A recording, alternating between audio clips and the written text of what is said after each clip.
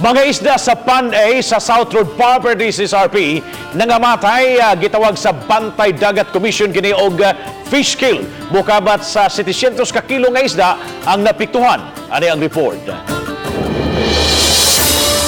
Sa pagsusi sa RTV Balitang Isdak sa Pan-A sa SRP, nakita namo ang mga isdang ng lutaw. Kabahin lang ni siya sa 600 ngadto sa 700 kilos nga isda banabana ni sa Bantay Dagat nga unang nakadiskubre nini. Oktubre 3 pa ilaning na diskubrihan. Muna siya ang tilapia. Unya gawa sa tilapia to apay mga bangus no sagol-sagol ang napalgang patay sa nitabong gitawag nilang fish kill dire sa Pan-A sa South Road Properties.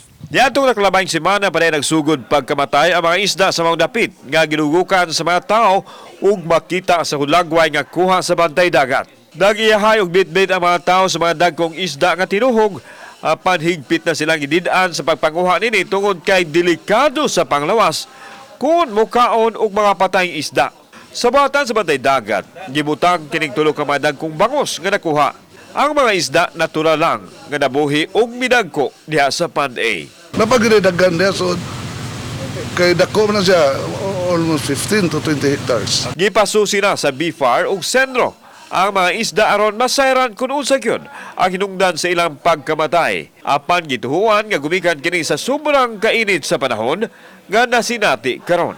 Ang volume sa tubig nakaminos ng isda dagan, gailog sila ba mo na musakag ang isda nga mangitag kuan hangin.